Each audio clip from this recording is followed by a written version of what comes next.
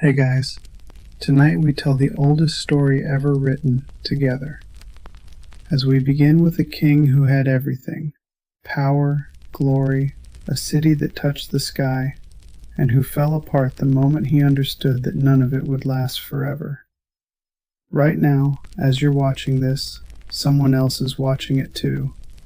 A different country, a different time zone, a different life, but the same quiet hour.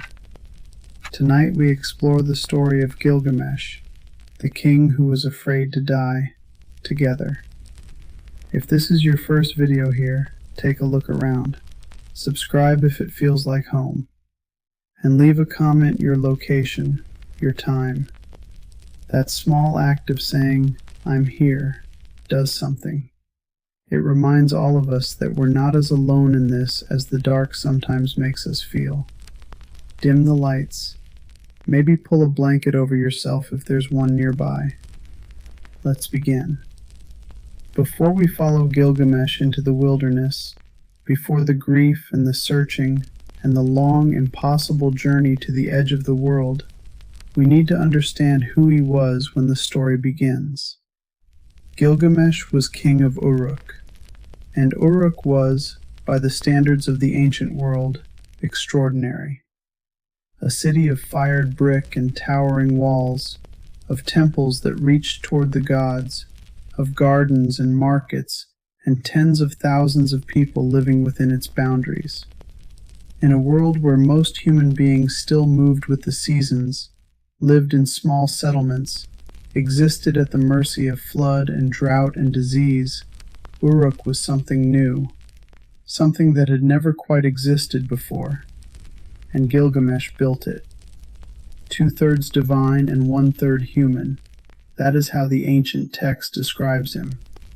Stronger than any man alive, more beautiful, more restless. A king whose energy was so excessive, so ungovernable, that his own people cried out to the gods for relief from him. He was not cruel, exactly, but he was relentless. He demanded too much. He pushed too hard. He was the kind of leader whose greatness and whose burden were the same thing, a force of nature that built extraordinary things and exhausted everyone around him in the process. The gods heard the prayers of the people of Uruk and made a decision. They would create someone to match Gilgamesh, someone who could absorb his energy, redirect his restlessness, give him something he had never had, a friend. They made Enkidu. Enkidu was everything Gilgamesh was not. Where Gilgamesh was a king of walls and cities and civilization, Enkidu was a creature of the wild. He ran with animals. He knew the language of the grasslands and the forests. He had never seen a city, never worn clothes, never learned the particular performance that civilization asks of everyone who lives within it. He was, in the language of the ancient text, the original human, the version before the shaping began, free in a way that Gilgamesh, for all his power, was not. When they first met, they fought. Of course they did. Two forces of that magnitude, meeting for the first time, they could not do anything else. The ancient text describes the collision of them as something like an earthquake, two enormous things testing each other's limits. And then, in the way of great friendships, the fighting became something else. Recognition. Gilgamesh looked at Enkidu and saw something he had been missing without knowing he was missing it. Not a subject, not an admirer, not someone who needed something from him. An equal. Someone who could push back. Someone who was genuinely, fundamentally not afraid of him. For a king who had spent his entire life in a position where everyone either needed something from him or was afraid of him, this was extraordinary. This was, perhaps, the first real relationship he had ever had. They became inseparable. They went on adventures together, slaying monsters, challenging the gods, doing the enormous, reckless things that enormous, reckless people do when they have found each other. They were, for a period of time, the most alive that either of them had ever been. The ancient texts linger on this period with an almost nostalgic tenderness. Two friends, in the fullness of their strength, in the prime of their lives, doing impossible things together. And then the gods intervened. Enkidu had offended them in one of the adventures, in one of the monster slayings. A divine bull had been killed, and the gods demanded a price. They gathered and deliberated and made their decision. Enkidu would die. Not in battle, not gloriously. He fell ill. Slowly, painfully, in the way that feels most wrong for someone of his particular wildness and vitality. He lay in bed for 12 days, growing weaker, talking to Gilgamesh, and then he was gone. Nothing in the story of Gilgamesh prepares us for what happens to him after Enkidu dies. And nothing in the story of Gilgamesh is more psychologically true. He fell apart. This king who had built the greatest city in the world, who had fought monsters and stood before gods, who had never been afraid of anything, fell apart completely at the death of his friend. He wept for 7 days and 7 nights. He refused to let Enkidu be buried, as if refusing the burial could refuse the death itself. He sat beside the body until, the ancient text tells us, a maggot fell from Enkidu's nose, and something in Gilgamesh finally understood that it was real. There is something in that detail, the maggot, the moment of undeniable biological truth, that is almost unbearable to read, because it is so specific, so unromantic, so exactly the way reality actually forces itself upon grief when grief has been trying very hard not to accept it. The death of Enkidu broke something open in Gilgamesh that had always been there but had never had occasion to surface: the knowledge of his own death.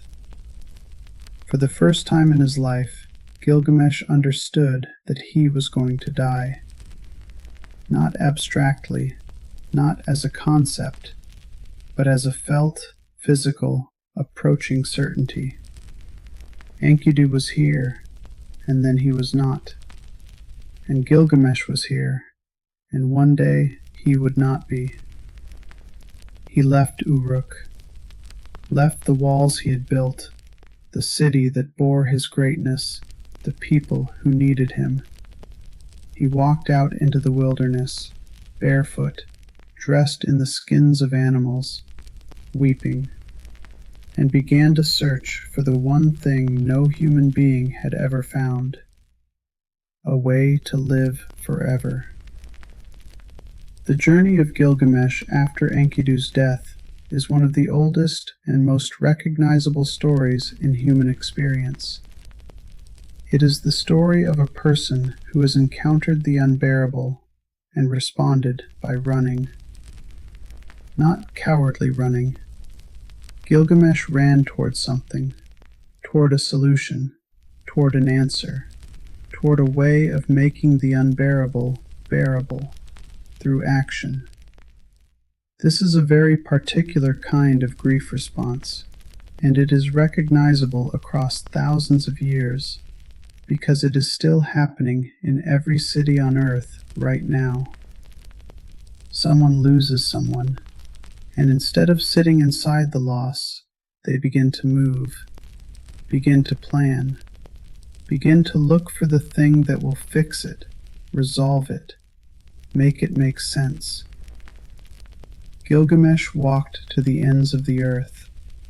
He traveled through mountain passes so dark that no light entered them, where he walked for 12 double hours in complete blackness, pressing forward because stopping would mean sitting with the thing he was running from, He reached the sea at the edge of the world, the waters of death, which no living person had ever crossed. Along the way, he encountered Siduri, a tavern keeper who lived at the edge of the sea. She watched him approach, ragged, grief-stricken, clearly once powerful and now undone. And she asked him why he looked like this, why he was wandering. Gilgamesh told her about Enkidu, about the grief, about the fear that had seized him. And Siduri said something that has been quoted and argued over for 4,000 years. She told him that when the gods created humanity, they kept life for themselves and gave death to human beings. She told him to eat, drink, be merry, to look at the child who holds his hand, to let his wife delight in his embrace. These things, she said, are the concern of people. It is, depending on how you read it, either the wisest thing anyone says to Gilgamesh in the entire epic, or the thing he was least capable of hearing at that particular moment. He ignored her and pressed on. At the very edge of the world, Gilgamesh finally found what he was looking for. Utnapishtim, the only human being in history to have been granted immortality by the gods. The man who had survived the Great Flood, who had built a boat at the gods' instruction and saved his family and the animals of the earth, while everything else was destroyed, and who had been rewarded with eternal life. If anyone could tell Gilgamesh how to live forever, it was this man. Gilgamesh crossed the waters of death to reach him. He stood before Utnapishtim and explained everything. Enkidu, the grief, the fear, the search, and asked his question. How do I escape death? Utnapishtim looked at him for a long moment and said something unexpected. He said, "You cannot." He told Gilgamesh that immortality was not granted to him because he was special, or because he had earned it, or because the gods particularly liked him. It had been a specific gift for a specific moment, never to be repeated. The gods had decided, and the gods did not revisit their decisions. But then, perhaps feeling some compassion for this enormous, grief-stricken king standing before him at the edge of the world, Utnapishtim told him about a plant, a thorny plant that grew at the bottom of the sea. It would not grant immortality, but it would restore youth. It was called, in the ancient text, something like, "The old man becomes young again." Gilgamesh tied stones to his feet and sank to the bottom of the sea. He found the plant, pulled it free from the seabed at great cost to his hands, and surfaced with it. He had it. Something. Not immortality, but something. He decided he would take it back to Uruk, give it to the old men of the city first, let them test it, and then take it himself. That night, he set it down beside a pool to bathe, and a snake came and ate it. The snake shed its skin and slid away renewed. And Gilgamesh sat beside the empty pool and wept. Let's sit here for a moment in this part of the story, because this is where the psychology lives. The snake eating the plant of youth is one of the most devastating moments in ancient literature. Not because it is dramatic, it happens almost casually, while Gilgamesh is bathing, when his guard is down, but because of what it means. He had the thing. For a moment, he had the answer, and then it was gone. Not taken by a monster, not lost through negligence, not through any dramatic failure, just quietly, almost accidentally, taken by an ordinary creature going about its ordinary business. Life, the story seems to be saying, is not lost through great dramatic failures. It slips away, quietly, while you are doing something else, while your attention is elsewhere. And Gilgamesh, sitting beside that pool, finally reached the end of the road. There was nowhere else to go, no further edge of the world to reach, no one else who might have a different answer. He returned to Uruk, and here is the detail in the ancient text that quietly changes everything. When he arrived back at Uruk, Gilgamesh climbed the walls of his city. He walked along them. He looked at the fired brick, the construction, the temples, the gardens, the tens of thousands of people living within the boundaries he had built. And the text tells us he described what he saw with something that sounds, across 4,000 years, unmistakably like pride. Look at these walls, the text has him say. Look at the foundation terrace. Look at the brickwork, how skillfully it is laid. See if the inner city and the outer city are not as good as new. He had gone to the ends of the world looking for immortality. He had not found it.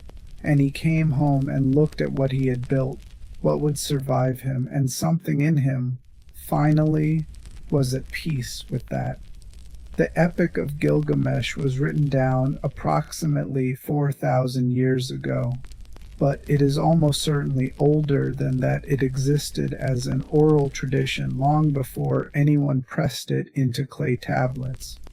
For 4,000 years, human beings have been sitting with this story, and what strikes me thinking about that is what they were doing with it, what function it was serving, what question it was answering, or at least sitting beside for generation after generation after generation of people who also knew they were going to die, who also had lost someone they loved, who also had looked at the fact of their own mortality and felt something that Gilgamesh felt, the desperate, almost physical urge to find a way out.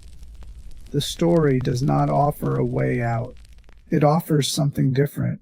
It offers company. It says, "You're not the first person to feel this, not even close. The first person to feel this that we have a record of was a king in ancient Mesopotamia, who built the greatest city the world had ever seen, who fought monsters and stood before gods, who was 2/3 divine, and even he could not find his way around it. If even Gilgamesh could not escape death," the story seems to say, then perhaps escaping it is not the point.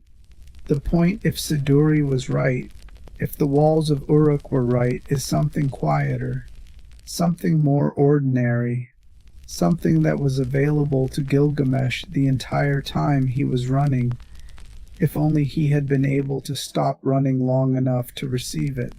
The child's hand, the wife's embrace, the walls of the city you built, the fact that you were here, that you loved someone, that you built something, that for a period of time you were Gilgamesh, enormous and restless and alive in a way that very few people ever manage. That is enough. It was always enough. I don't want to tie this story up too neatly, because the thing about mortality, about the knowledge that we are going to die, that the people we love are going to die, is that it doesn't resolve. It doesn't become comfortable. Even after 4,000 years of human beings working on it, sitting with it, writing about it, telling stories about it, at night it is still the thing that wakes us up at 3 a.m., still the thing that lives underneath the ordinary day. Gilgamesh never stopped grieving Enkidu. The text doesn't give us a tidy arc where the loss is processed, and the grief is completed. He came home, he looked at his walls, something settled in him, but Enkidu was still gone. And maybe that is the most honest thing the story offers. Not resolution, not acceptance in the clean, finished sense, but the possibility of returning, of coming home to what remains, of looking at what you have built, the relationships, the ordinary days, the small accumulation of a life lived with some attention, and finding in it not a substitute for what was lost, but something real in its own right. You are here tonight, in whatever city, at whatever hour, with whatever you are carrying. That is not nothing. That is, in fact, everything. I want to speak slowly now, to whoever is still listening. Somewhere in ancient Mesopotamia, 4,000 years ago, someone sat down and pressed this story into wet clay with a reed stylus. They pressed it carefully, deliberately, one symbol at a time, in the lamplight of a room that no longer exists in a city that is now dust. They preserved it for you. Not for you specifically, they couldn't have known you would exist, but for whoever would be alive in whatever future they couldn't imagine, lying awake in the dark, carrying the same questions that Gilgamesh carried, the same grief, the same fear, the same desperate wish that the people we love could stay. The fact that you are here 4,000 years later, still asking the same questions, is not a sign that nothing has been learned. It is a sign that these questions are genuinely human, that they belong to all of us, that you are not broken or unusual or behind in some way for not having resolved them. You are exactly where Gilgamesh was, and Gilgamesh eventually came home. He came home and walked his walls and looked at what remained and found that it was enough. Tonight, whatever you are carrying, however long you have been carrying it, you are allowed to set it down. Just for these hours, just until morning. Let your breathing slow. Let the questions be there without demanding answers tonight. Let the oldest story hold you for a little while. You're not the first person to lie awake with this. You will not be the last. And somehow, impossibly, beautifully, that helps. Good night. If this reached you tonight, leave a comment. Just your city and the time. And if you want more nights like this one, subscribe. We're here every Monday, Thursday, and Sunday. Same quiet place, same honest voice. Good night, wherever you are.